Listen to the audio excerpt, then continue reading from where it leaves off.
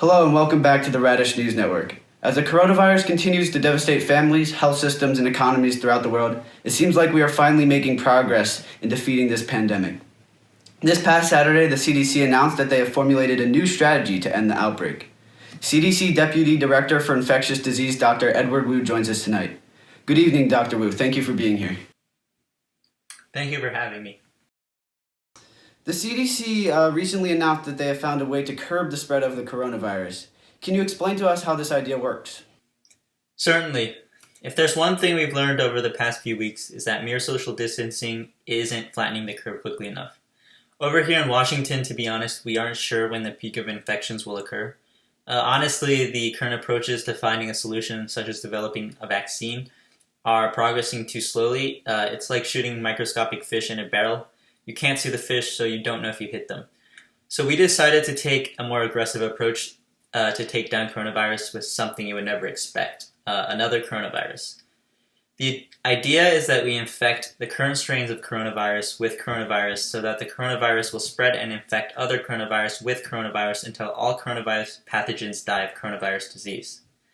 And to be honest, I believe this element of surprise is our greatest advantage against coronavirus. We like to call this new strain of virus coronavirus virus. Coronavirus virus. Well, isn't that something? I have to ask you though, as most vaccines in production are about a year away from completion, how can we be sure that your cure is safe and effective? It's actually quite simple and can be shown with a simple mathematical proof. Now we can take a look at the proof. Right, so here's the proof. We have the graph of China with the number of confirmed cases over time, and this is the graph of the United States currently, number of confirmed cases time. So you can see that the number of cases grew exponentially and then flattened out. There were no more new cases after a certain point. You can see for the US that our number of cases is still increasing exponentially. So if we take a look at what happens with coronavirus virus. So if this is coronavirus, what happens is that a coronavirus virus infects the coronavirus. It goes inside the coronavirus. So now what we have is a smaller coronavirus inside of a larger coronavirus.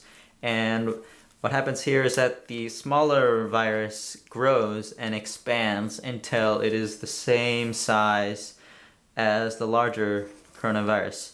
So we can see here how this is expanding, and once it expands large enough, it's going to outgrow the host coronavirus.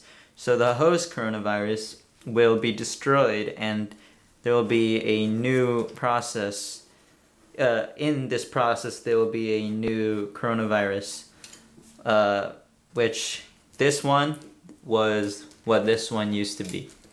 Right, so this entered, this expanded, kept expanding, and then now it's fully grown and it's replaced the original one.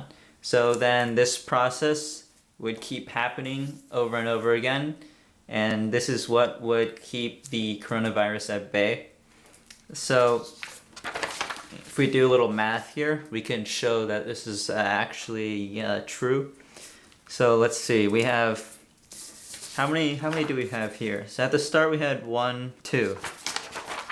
So that's 1 plus 1, right? 1 plus 1 is 2. And then now here we ended up destroying the host coronavirus. So minus 1. Alright, and this is what we call the first generation. And like I said, this process keeps happening. So what would happen in the second generation? Well, there would be one host plus a new coronavirus virus destroying the original host, leaving you with just coronavirus. And in the third generation, it's the same thing. And this would just keep happening infinite times. And this is always going to equal 1, right? This is always just going to keep happening. Every new injection we give them of coronavirus virus is going to destroy a coronavirus and produce a coronavirus. So, as we can see, they're all 1s. The change in between 1 is 0. So we can see that this is not changing. It's always 1 coronavirus. It's not going to multiply. And that's the key here. That is the key here. So we've proven that coronavirus virus will keep a constant coronavirus. It's going to flatten the curve. And we know that with China, once you flatten the curve, you basically cure coronavirus. So using coronavirus virus, we can flatten the curve in the US in a shorter amount of time. As, see, this is never changing, so that means the curve will be flat because there's not going to be any increase of cases since it's changing it with 0. So there will be no increase of cases.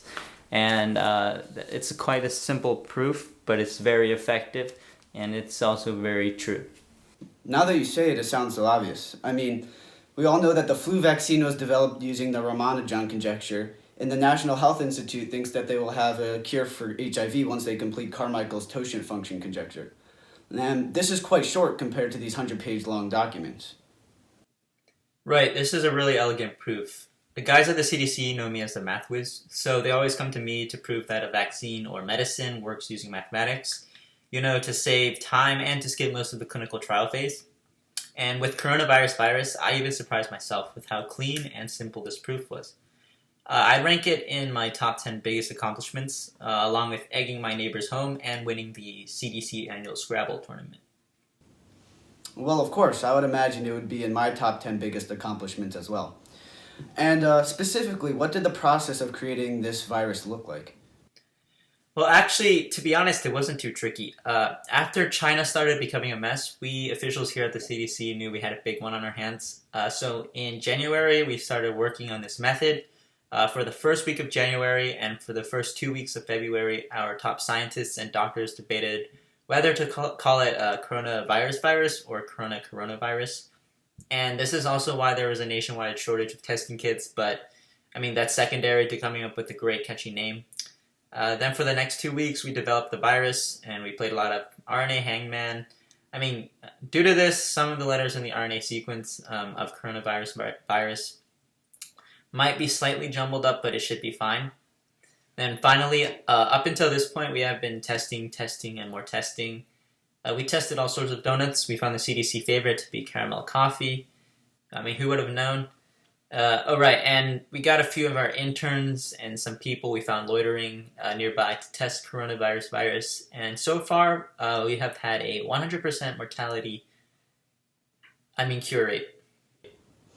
Now, Doctor, you're probably aware that Trump is trying to stockpile the anti-malaria drug hydroxychloroquine. It turns out that Trump actually owns a small number of shares in Sanofi, the company that produces this drug. In a similar vein, you don't happen to have a large number of gravely ill or dead coronavirus patients in your basement, do you? No surplus of infected blood that you're attempting to use up? Frankly, that is an absolutely ridiculous suggestion. Why would we store the bodies in a basement? We would have an entire building for that.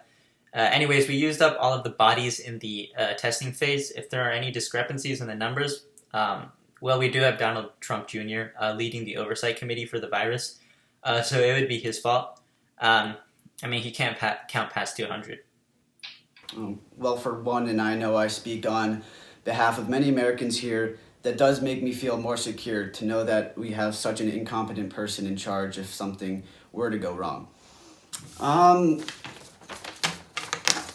So, when will this be available for public use? Where do you go from here? We intend to roll it out in the upcoming weeks after we finish our scooter hockey tournament. Obviously, after the first round of injections, we have to schedule monthly nationwide injections since coronavirus virus turns into regular coronavirus after it kills a host coronavirus. And maybe weekly injections too, as long as they don't interfere with bingo night. When is bingo night? Tuesday. Can I join? I'll think about it. And one last question for you, Dr. Wu. I think a lot of anti-vaxxers would ask you if your vaccine causes autism. Do you have any comments on this? Well, you see here, the beauty of this is that it's not a vaccine at all. Where vaccines are composed of weakened or dead viruses, this is a full-blown virus, so there are probably very few side effects. I mean, the only side effect we found in the clinical trials was death. We couldn't really see if there were other side effects since the test subjects died almost instantly, but actually, I believe we set a record for the fastest death by a viral pathogen with subject 32. The Guinness Book of World Records is coming to verify that record tomorrow, so fingers crossed. But we will note that another potential side effect of coronavirus virus is power outages. After 3 of our test subjects passed away after being injected, we found that the nearest transformers had exploded.